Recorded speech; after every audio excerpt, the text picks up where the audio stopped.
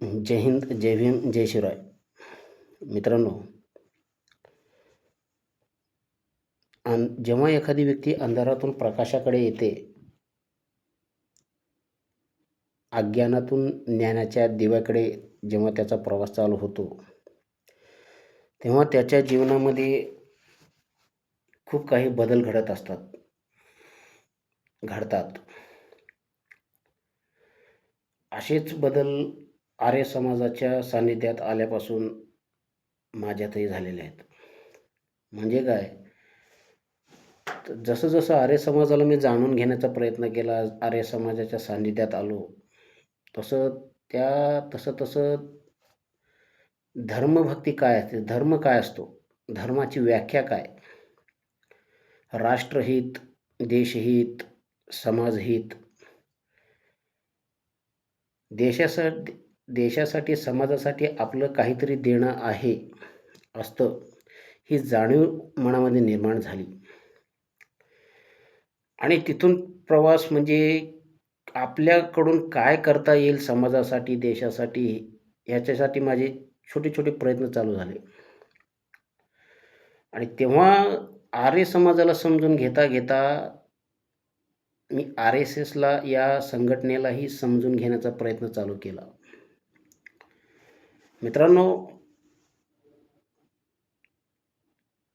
देशासाठी किंवा हिंदुत्वासाठी ज्या संघटना झटत आहेत, लढत आहेत, त्या आपल्या परीने प्रयत्न करत आहेत.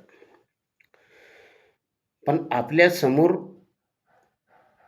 जे मोठं संकट आहे, इस्लामिक जिहादाला तोंड देण्यासाठी किंवा त्याचा सामना करण्यासाठी, त्याच्यापेक्षाही मोठं संकट म्हणजे आपल्यात असलेल्या जातीपातीचा किडा.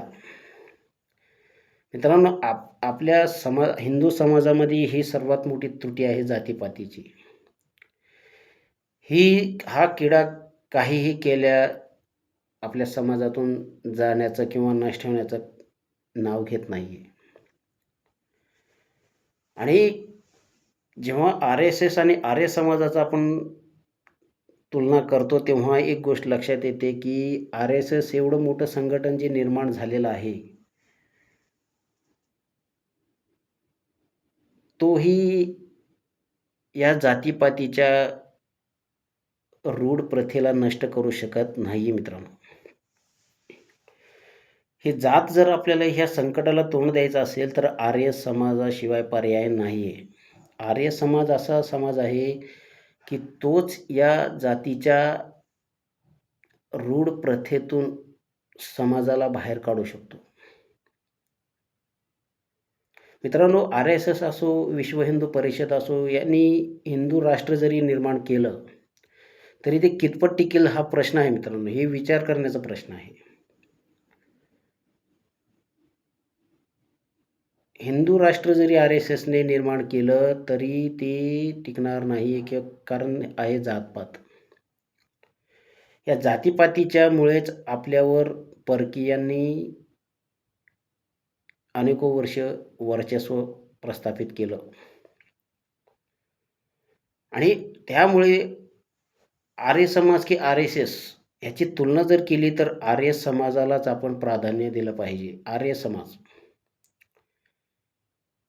मित्रांनो, भविष्यासाठी आर्य समाजाचा विस्तार होणं खूप गरजेचं आहे. आर्य समाजाच्या मंदिरामध्ये जेव्हा एखादा व्यक्ती येतो तर तो जातीपातीच्या विळख्यातून बाहेर पडलेला नक्कीच असतो. हे मी स्वतःहून सांगतो. मित्रांनो, आर्य समाजाच्या सानिध्यात येण्या अगोदर मी काय होतो आणि आता काय आहे, यात खूप मोठा फरक आहे.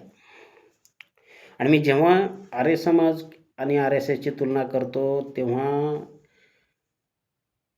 एक गोष्ट लक्षात येते की RSS किंवा कोणतंही दुसरं संघटन असो, जे हिंदुत्वासाठी झटत आहे, लढत आहे,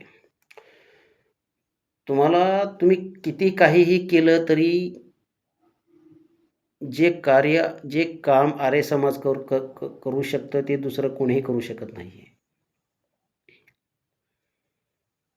म्हणून आर्य समाजाचा विस्तार होणं खूप गरजेचं आहे भविष्यासाठी.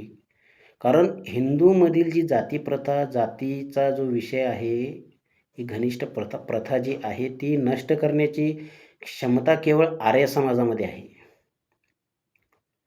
आणि म्हणून मी म्हणतो की आर्य समाजाचं RSS कितीही मोठं संघटन असो, अजूनही RSS या संकटाचा सामना करू शकलेला नाही आहे मित्रांनो. हे लक्षात घ्या. पण आर्य समाजालाच आज खरं तर मदतीची गरज आहे. म्हणून म्हणतो की आर्य समाज हा अंधारातून प्रकाशाकडे मानवासाठी अंधारातून प्रकाशाकडे येण्याचा मार्ग म्हणजे आर्य समाज. म्हणून त्याचा प्रसार विस्तार होणं हे देशहितासाठी भविष्यात खूप गरजेचं आहे. हे असं नाही आहे की RSSला विरोध आहे. परंतु आर्य समाज जे कार्य करू शकतं ते RSS नाही करू शकत. जय हिंद, जय भीम, जय शिवराय.